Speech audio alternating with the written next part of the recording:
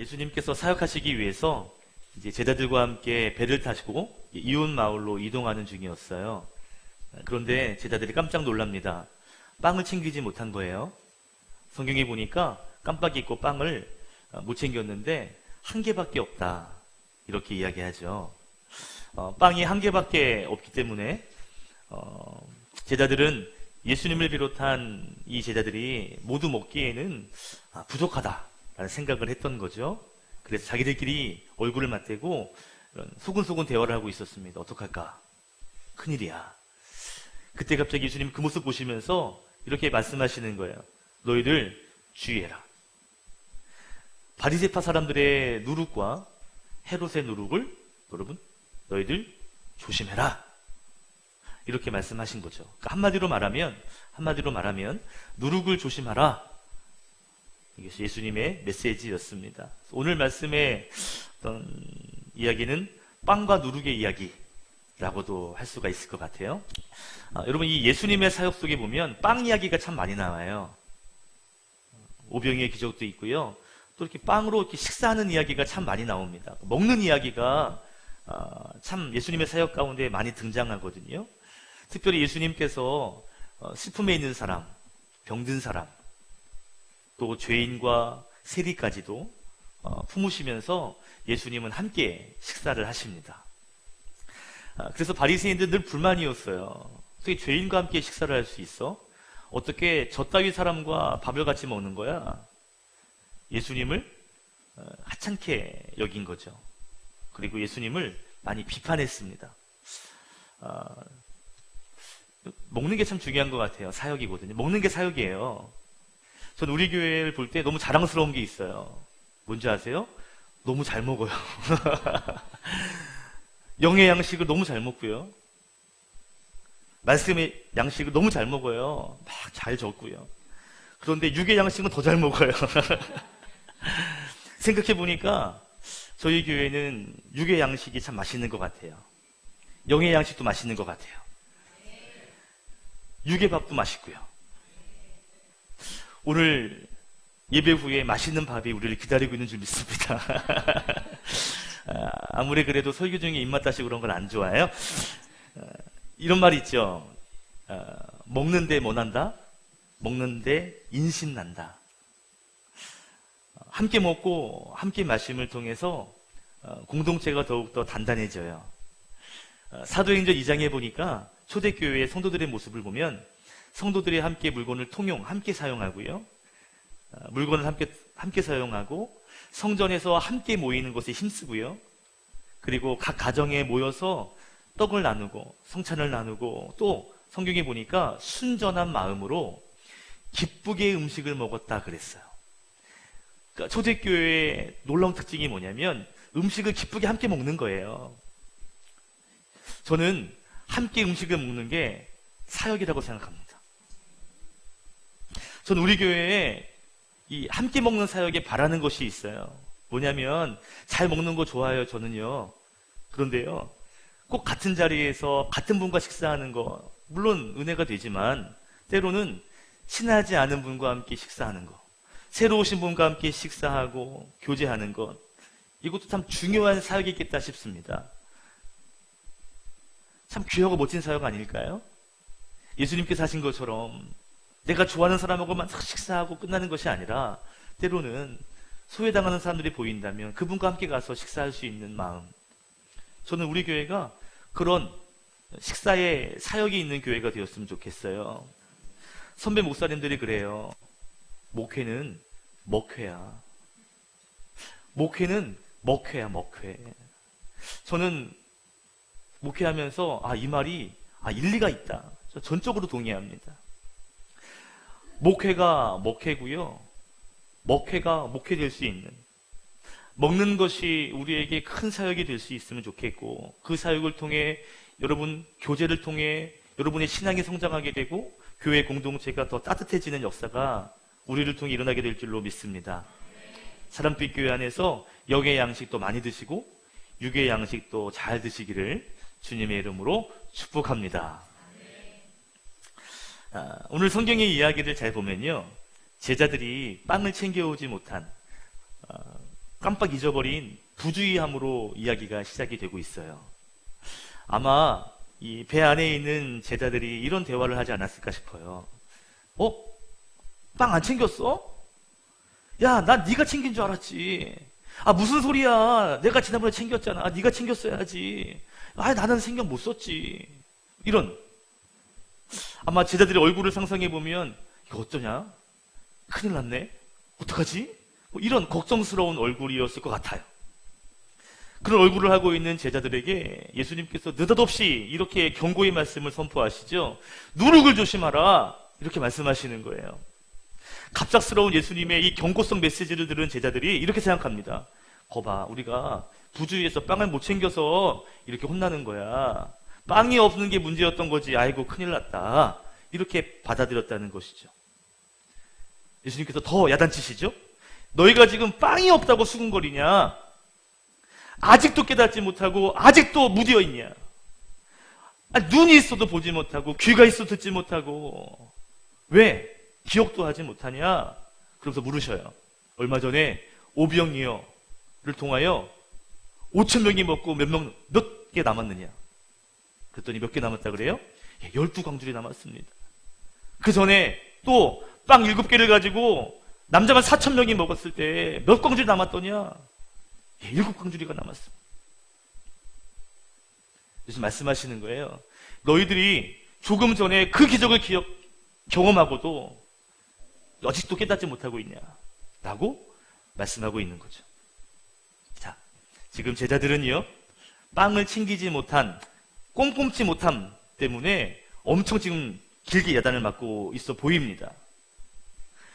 그런데 사실 꼼꼼치 못한 부주의함을 야단맞는 게 아니었죠. 그죠? 오늘 말씀을 묵상하다가 이런 질문이 들었어요. 아니, 왜 제자들은 예수님이 누룩을 조심하라, 주의하라 라고 말하는데 빵이 없네? 왜 빵을 이야기할까? 누룩을 주의하라고 하는데 빵을 이야기하고 있다는 거예요. 사실 더 정확한 질문은 이런 질문이어야 합니다. 왜 예수님은 제자들이 빵 없는 것에 집중할 때 왜 예수님은 누룩의 이야기를 하셨는가 하는 것이죠. 이 질문은 우리가 성도로서 무엇을 조심해야 하는지 그 답을 찾아가는데 굉장히 중요한 질문이 될 수 있어요. 이런 거예요. 예수님께서 제자들에게 누룩을 조심하라 라고 했거든요. 제자들의 반응은 빵이 없어 라는 반응을 하고 있어요. 똑같은 문제, 똑같은 빵을 보고 있는데 서로 다른 이야기를, 서로 다른 관점을 가지고 있다는 것을 보게 됩니다. 오늘 말씀이 마태복음 16장에도 기록되어 있거든요. 거기 보면 제자들이 나중에 깨닫습니다. 우리 같이 한번 읽어볼게요. 마태복음 16장 11절 12절 시작. 내가 빵을 두고 너희에게 말한 것이 아님을 너희는 어찌하여 깨닫지 못하느냐?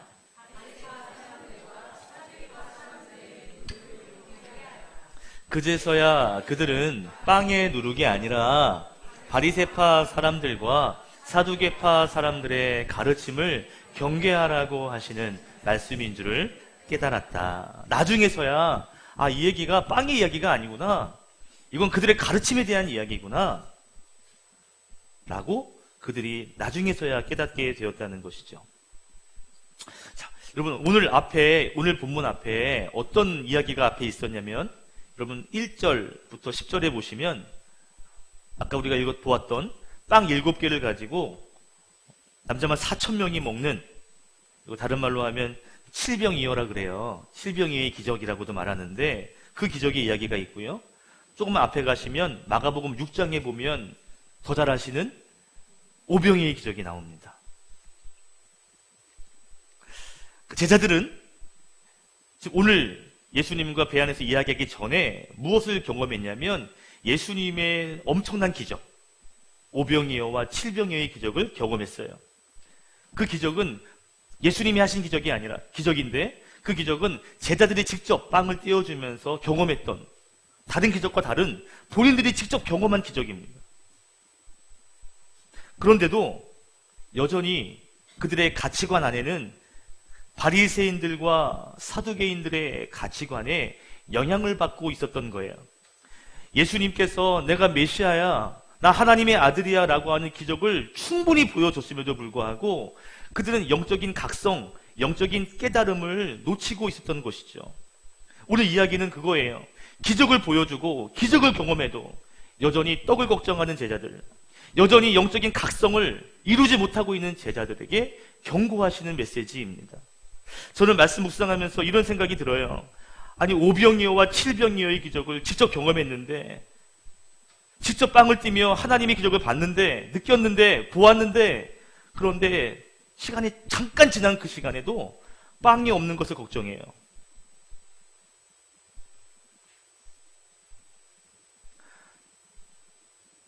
예수님의 기적을 내가 직접 경험했어요. 얼마 되지도 않았어요. 그런데 또 빵 부족을 바라보면서 걱정해요. 이런 생각이 들어요. 예수님께서 영적인 것을 보여주고 기적을 보여줘도 떡에 관심 있는 사람은 기적을 봐도 소용이 없구나. 떡에 관심 있는 사람들은 영적인 걸 보여주고 가르쳐도 못 알아듣는구나. 아무리 좋은 영적의 기적이 우리 가운데 일어나도 우리가 떡에 집중하고 있으면, 빵에 집중하고 있으면 들리는 것이 아니겠구나. 여러분, 내가 무엇에 집중하고 있느냐가 굉장히 중요한 거예요. 여러분, 제가 짧은 시가 있는데 제가 한번 읽어드릴게요. 내려갈 때 보았네, 올라갈 때 보지 못했던 그 꽃을. 끝이에요. 내려갈 때 보았네, 올라갈 때 보지 못했던 그 꽃을. 산을 올라갈 때는 못 봤어요. 왜 그랬을까요? 내가 산 정상에 올라가야 돼 라고 하는 목표를 보고요, 거기에 관심이 있다 보니까 작은 꽃들이 보이지 않았던 거예요. 그런데 내려올 때에는, 그 목적을 이루고 내려올 때에는 드디어 비로소 작은 꽃들이 눈에 들어오기 시작했다는 것이죠. 사람은요, 자기가 어디에 관심을 두고 있느냐, 내가 어디에 목적을 두고 있느냐에 따라서 보이는 게 다릅니다. 어쩌면 이런 생각이 들어요. 나에게 보이는 것이 어쩌면 나의 신앙의 수준이 아닐까. 내게 보이는 것이 어쩌면 내 영성이 아닐까. 제자들은 오직 부족한 떡에 관심이 있었습니다. 그래서 영적인 이야기를 해도 그들은 영적인 이야기로 받아들이지 못하고요, 떡의 이야기라고만 생각했어요. 그래서 누룩을 이야기할 때 누룩의 교훈을 그들은 전혀 이해하지 못했던 것이죠. 오늘 나누고 싶은 교훈이 하나 있는데 뭔지 아세요? 이거예요. 성도는 떡의 염려를 통해 영적 각성 없음을 조심해야 한다라는 것입니다. 여러분, 오늘 제자들이 어떤 제자들이냐면 5병이어의 기적을 경험한 제자들이에요. 7병이어의 기적을 경험한 제자들이에요. 직접 경험했어요. 나누어 주는데 계속 끊이지 않게 나와요. 빵을 나누는데 계속 나와요. 그런데 잠시 후에 떡이 한 개 있는 것을 보고 걱정합니다. 이게 사람의 수준이에요. 떡이 한 개밖에 없다는 건 사실 부족의 문제가 맞아요. 맞죠? 한 개밖에 없는데 어떻게 다 먹겠어요? 그런데 5병이의 기적과 7병이의 기적을 경험했다면, 그리고 그 예수님이 나와 함께 계시는 걸 안다면 떡의 부족은 전혀 문제가 되지 않는다고 생각해야 하는 것이 옳습니다. 그런 제자들은 깨닫지 못하고 있는 거예요. 기적의 예수님이 나와 함께 계시면 떡이 7개이든 5개든 1개든 뭐가 중요해요? 예수님만 있으면 되는 거잖아요. 그분이 하실 거잖아요. 떡이 1개 있다는 것이 부족의 문제가 아니라 떡이 1개가 있다는 것이 만족할 수 있어야 되겠죠. 주님이 함께 있다면 떡 1개면 충분해. 나는 영적인 깨달음이 있어야 되는데 예수님 옆에 계신데도 그들은 떡 1개를 바라보며 염려하고 있습니다. 제자들은요, 기적을 경험했지만, 영적인 것을 경험했지만 영적인 각성은, 영적인 깨달음은 그들에게 없었던 거예요. 물론 감동은 있었겠죠. 놀람은 있었겠죠. 그러나 깊은 각성, 깨달음은 갖지 못한 거죠. 이게 문제인 거예요. 저는 이 모습 보면서 어쩌면 이 제자들의 모습이 나의 모습이 아닐까, 우리들의 모습이 아닐까 생각이 들었습니다. 하나님이 여기까지 우리와 함께 하시며 하나님이 일하심으로 교회가 여기까지 왔고, 우리의 가정이 여기까지 왔고, 우리의 기업이 여기까지 왔는데 우리는 잠깐 또 우리 손에 있는 작은 떡 한 덩이를 바라보며 또 염려합니다. 어떡하지? 주님 여기까지 일하셨는데 우리는 또 떡을 바라보며 또 걱정해요. 또 염려해요. 문제는 그 작은 떡 한 덩이에 집중하다 보면 하나님 우리와 함께 계시다는 영적인 사실을 우리가 놓칠 수 있다는 것입니다. 사단이 늘 우리에게 사용하는 전략이 있어요. 그게 뭔지 아세요? 손에 있는 떡에 집중하게 만드는 거예요. 떡의 문제에 우리의 시선을 다 빼앗아 버리는 거예요. 그래 버리면 영적인 문제가 보이지 않거든요. 떡 한 덩이에 마음이 다 쏟아버리면 내 옆에 살아계시는 기적의 주인공 예수님이 보이지 않는 거예요. 그분이 살아있는 떡, 영생을 줄 수 있는 산떡 예수님이신데, 놀라운 기적을 행하실 수 있는 그분이신데, 그분에게 집중하지 못하게 하는 방식을 사단은 지금도 우리 가운데 전략처럼 사용하고 있는 것이죠. 자꾸 현실을 바라보게 만들어요. 자꾸 문제를 바라보게 만들어요. 그리고 그것이 하나님보다 더 큰 것처럼 보이게 만들어요. 그래서 염려에 빠지고 걱정에 빠지고 두려움에 빠지게 되는 거죠. 부족의 문제가 하나님이 일하실 수 있는 기적의 조건이 될 수 있는데, 그 부족의 문제 때문에 염려하고 있다면 어쩌면 우리는 오늘 제자들의 모습과 똑같은 모습이 아닐까. 12명의 정탐꾼이 가나안 땅을 정탐하고 돌아와서 모세에게 보고합니다. 아, 거기에 정말 열매가 풍성합니다. 너무 좋은 땅입니다. 그런데 그 땅에는 거인들이 삽니다. 그 땅의 성은 견고합니다. 그들이 들고 있는 무기는 너무 대단합니다. 그 땅은 차지하기 쉬운 땅은 아닙니다. 이 말을 들은 백성들의 반응이 어땠어요? 염려하고 걱정합니다. 그리고 두려워합니다. 그때 여호수아와 갈렙은 이렇게 말하죠.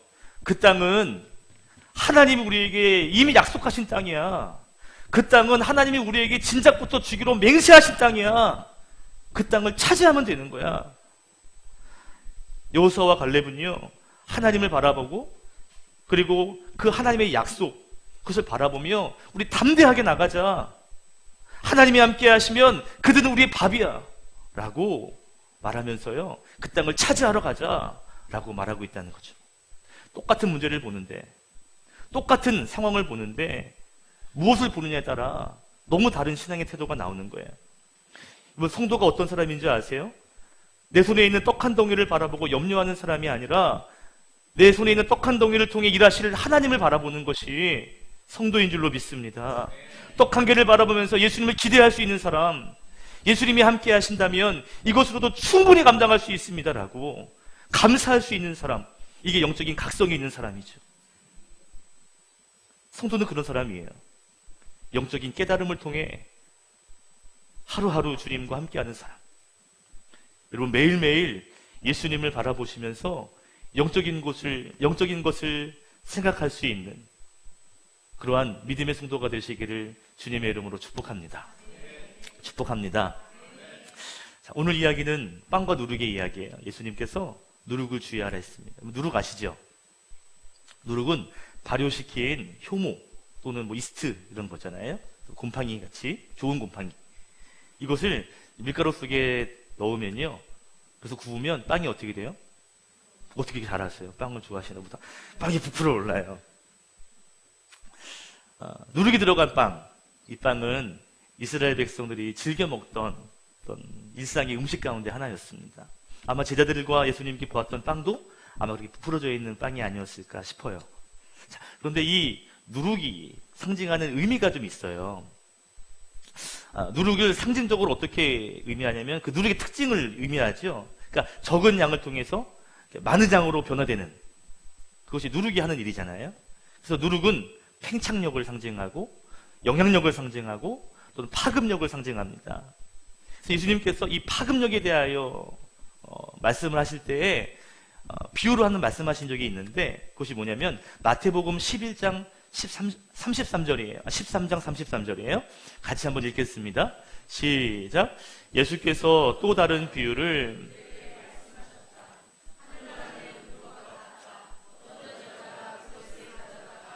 하루 소말 속에 살짝 섞어 넣으니 마침내 온통 부풀어 올랐다. 예수님께서 하나님 나라 천국을 비유로 말씀하시면서 누룩 같다 라고 하셨습니다. 왜요?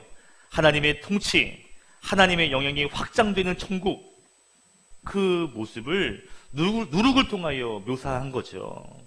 그런데 여러분, 이 누룩은 팽창력, 영향력을 상징하는데 중요한 건 성경에서 이런 누룩을 비유로 할 때는요, 좋은 표현이 아니에요. 오늘 이 천국을 비유할 때 외에는 누룩의 비유는요, 굉장히 안 좋은 비유로 사용됩니다. 특히 이 죄와 관련돼서, 그러니까 죄의 파급력, 죄의 영향력, 이런 것들을 상징적으로 보여줄 때에 누룩을 사용해요. 그래서 신약 성경에서도요, 이 죄의 어떤 침투성이라든지 어떤 파급력이 강함, 이것을 설명할 때 죄가 그만큼 강력함이 있잖아요. 죄의 파급력이 있잖아요. 그 죄가 들어오면 커지잖아요. 번성해지잖아요. 그런 것을 설명하기 위해서 누룩을 매개체로 사용한다는 거예요. 바울도 그런 얘기를 했거든요. 고린도전서 5장의 말씀 6절, 7절, 8절도 같이 한번 읽어볼게요. 자, 시작. 여러분이 자랑하는 것은 좋지 않습니다. 여러분은 적은 누룩이 온 반죽을 부풀게 한다는 것을 알지 못합니까? 묵은 누룩을 깨끗이 치우십시오. 사실 여러분은 누룩이 들지 않은 사람들입니다. 우리들의 유월절 양이신 그리스도께서 희생되셨습니다.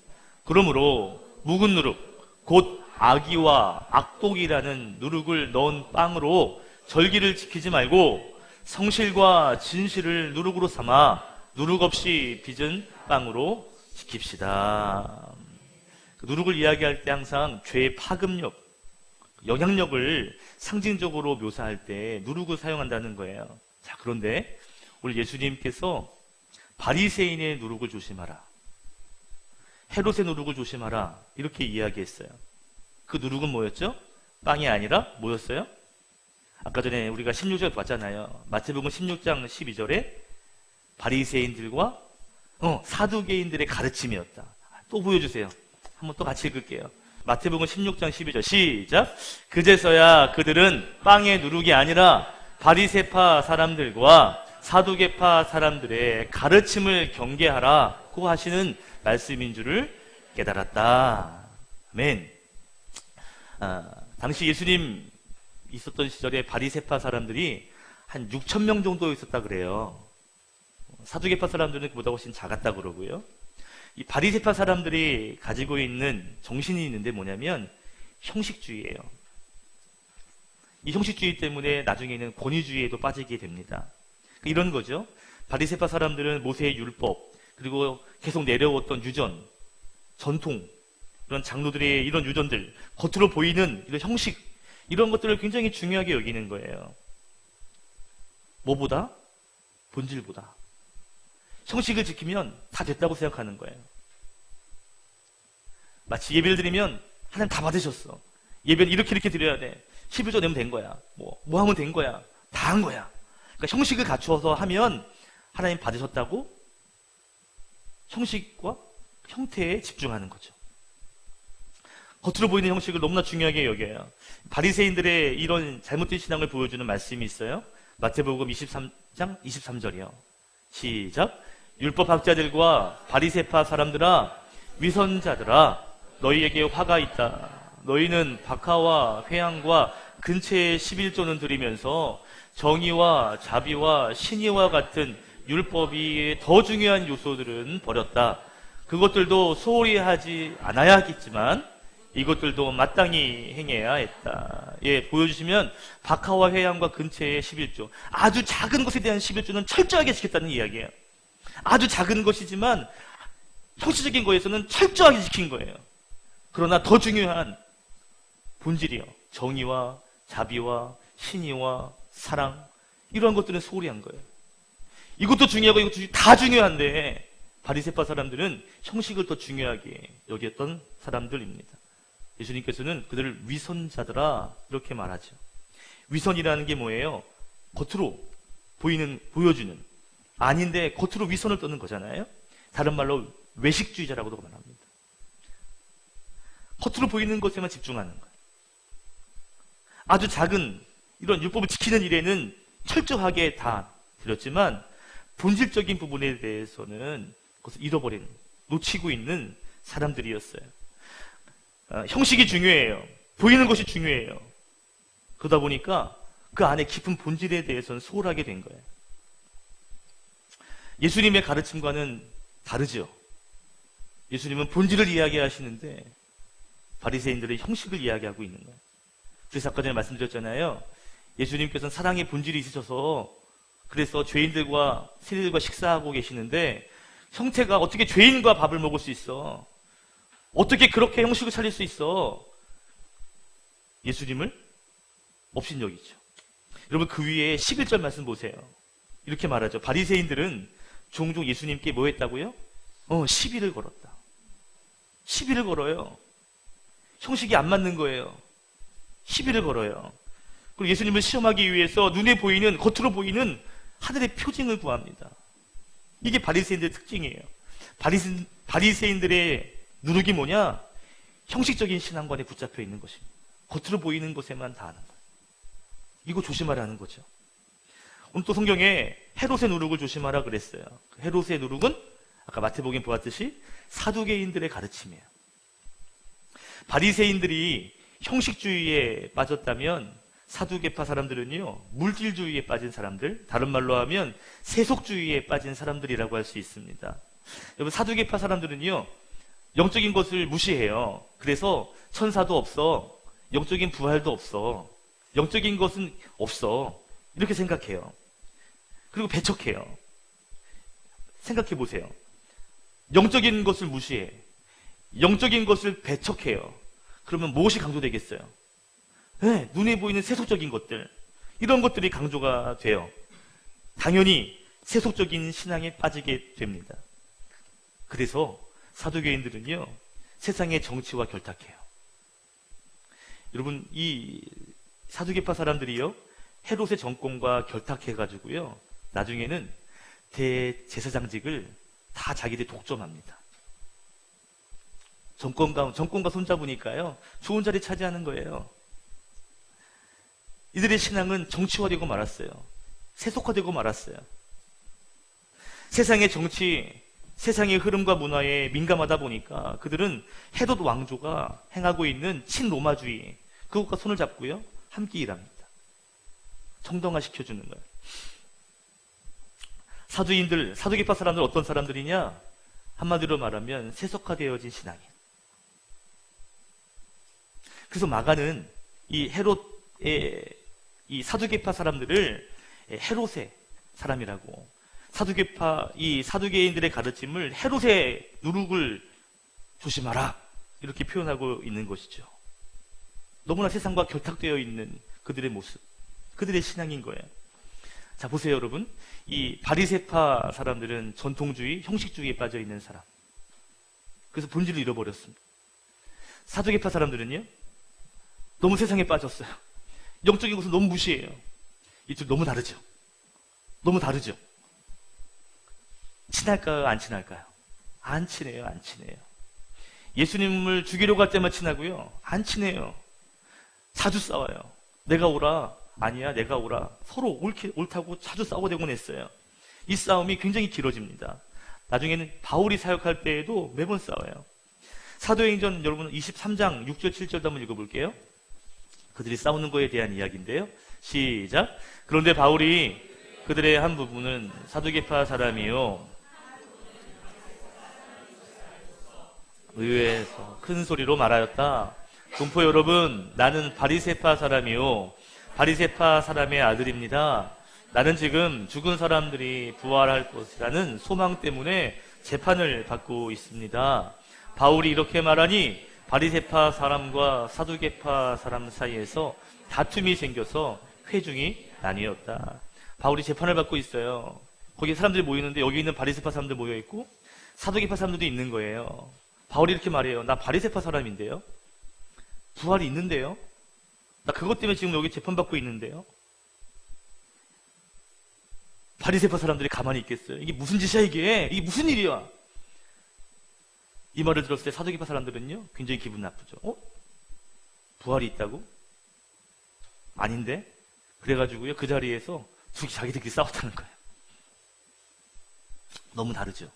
중요한 건 이 두 파가 너무 다른데 공통점이 하나 있어요. 이게 중요해요. 뭐가 공통점이 있느냐? 성도를요, 종교성, 종교주의에 빠지게 한다는 공통점이 있습니다. 바리새파 사람들은 형식적인 종교 생활을 하도록 만들고요, 사두개파 사람들은 세속적인 종교 생활을 하도록 만들어요. 이 두 가지가 되게 극단적인 양방향에 있는데 공통점이 뭐냐면 신앙생활을 종교생활하게 만든다는 것이죠. 종교성에 머물도록 한다는 거예요. 예수님 뭐 말씀하시는 거냐면 누룩을 조심하라 라는 건 신앙생활을 할 때 그들의 종교성에 빠지지 마라 라고 말씀하고 있는 것이죠. 오늘 나누고 싶은 두 번째 교훈은 이겁니다. 적어보세요. 성도는 거대한 종교 시스템과 그들의 영향력을 조심해야 한다라는 거예요. 종교 시스템은 종교성을 말해요. 여러분, 신앙생활을 하면서 주의할 것이 있는데 뭐냐면 종교인이 되지 않도록 조심해야 합니다. 누룩은 엄청난 팽창력을 가지고 있어요. 종교성도요, 엄청난 영향력을 가지고 있어요. 사단의 전략 가운데 또 한 가지 전략이 뭔지 아세요? 신앙생활을 하게 만들어요. 그런데 그 신앙생활이 종교생활이 되도록 만들어요. 하나님께 예배하게 만들어요. 형식에 머물게 만들고요, 기도하게 만들어요. 그런데 세상적인 사람들과 결탁해서 적당히 기도하게 만들어요. 기도의 제목이 하나님 기뻐하시는 기도 제목이 아니라 세상적인 기도 제목으로 밖에 가게 만들어요. 사단의 전략이 뭔지 아세요? 믿음의 사람을 자꾸 종교인으로 만들어 간다는 것입니다.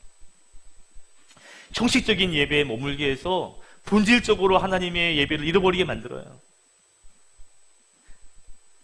예배 드리고 나면 다 된 것처럼 생각하게 만들어요. 또 세속적인 삶에 빠지게 만들어서 영적인 것을 무시하는 신앙, 그렇게 만들어요. 이런 생각이 듭니다. 우리가 신앙생활을 열심히 하는 것도 중요하지만 정말 중요한 건 제대로 하는 게 중요합니다. 열심히 하는 것도 중요한데 그 열심이 종교생활이면 아무 의미가 없는 거죠. 신앙의 본질을 지키고 그 신앙을 제대로 하는 것이 너무나 중요하구나. 제가 여러분께 추천해드렸던 책, 종교에 죽고 예수와 살다라고 하는 책이에요. 스카니 제성이 아주 얇은 책인데 너무 좋은 책입니다. 꼭 한번 읽어보세요. 여기 이런 내용이 있는데 제가 적어왔어요. 같이 읽고 싶어가지고요. 같이 읽겠습니다. 시작. 많은 사람들이 종교를 통해 신을 조종하려고 한다. 물론 신을 조종하려는 의도를 품지는 않겠지만 그들이 바라는 바를 신에게 요구하고 원하는 바를 응답받기를 바라는 것이 종교인들의 공통점이다. 종교는 사람들에게 하나님을 조종할 수 있다는 거짓 믿음을 심는. 종교는 그런 거예요. 신을 조종할 수 있어. 내가 이렇게 신에게 이렇게 하면 신 나에게 이걸 줄 거야. 여러분, 신앙생활을 종교생활하는 사람들이 있다고요. 이 책에서 이런 말도 있습니다. 종교가 뭐냐? 종교는 두려움에서 출발한 통제 시스템이다. 내가 뭔가 부족해요. 떡이 없어요. 빵이 없어요. 내가 뭔가 부족함을 느껴요. 문제가 생겼어요. 두려움이 생겼어요. 그래서 전능자를 데리고 오는 거예요. 두려움을 해결하기 위한 통제 시스템으로. 종교는 그렇게 보는 거죠. 내 어려움, 내 부족함을 내가 믿는 그 신을 찾아서 데려오는 거예요. 그래서 해결하려는 거. 이게 종교성이에요. 마음이 어려워요. 위로받고 싶어요. 그 신을 데려오는 거예요. 이게 종교예요. 신앙은 달라요. 거꾸로예요. 신앙은 하나님을 기쁘시게 하는 거예요. 우리를 사랑하시는 하나님 앞에 더 나아가는 거예요. 신앙이 종교화되면 겉으로는 하나님과의 관계를 이야기하지만 실제로는 하나님을 이용하는 사람이 될 수 있습니다. 하나님을 사랑하는 자세가 되어야 되는데 하나님을 더 이용하려는 자세가 되는 것, 이게 무서운 종교성이라는 것이죠. 신앙이 여러분 종교가 돼버리면 그러면 우리의 목표는 뭐냐면 그분을 이용한, 그분이 하나님이 수단이 돼버리는 거예요. 예수 믿는 것이 더 잘 살기 위한 수단이 되는 거라고요. 더 큰 목표가 뭔지 아세요? 지옥에 가지 않기 위해, 천국 가지 않기 위해 어쩌면 예수님을 이용할 수 있습니다.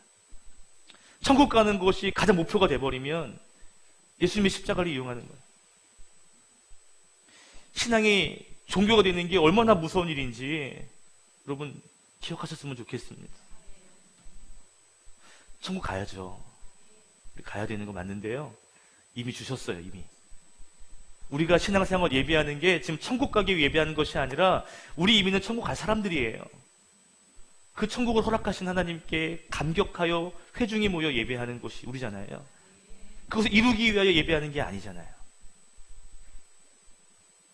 우리가 신앙생활 하면서 정말 조심할 것이 뭐냐면 우리의 신앙이 종교 시스템화 되는 거야. 형식이 빠지고 세상주의에, 물량주의에 빠지고, 그래서 그렇게 신앙생활을 하는 것도 괜찮다라고 여기는 그 종교성이요. 신의 이름만 다를 뿐 다른 종교에 있는 사람과 다름없는 모습으로 살아가는 것, 이건 너무나 우리가 조심해야 되는 누룩입니다. 오늘 예수님께서 그런 종교성을 조심하라, 그들의 영향력이 너무 크다라고 말씀하고 있는 것이죠. 여러분, 아름다운 신앙생활, 제대로 된 신앙생활이 우리와 저와 여러분 가운데 있기를 소망합니다. 아멘. 주님 보고, 주님과 함께 손잡고 물질 보고 두려워하는 존재가 아니라 주님의 그 기적을 기대하고 주님 한 분이면 만족할 수 있습니다, 주님이면 가능합니다라고 여기는 그게 믿음이요. 눈에 보이는 현상이나 형태가 아니라 본질이 있는 예배와 신앙, 종교가 아니라 예수가 있는 신앙, 이 신앙이 우리의 신앙이 될 줄로 믿습니다. 그렇게 되기를 다시 한번 주님의 이름으로 축복합니다.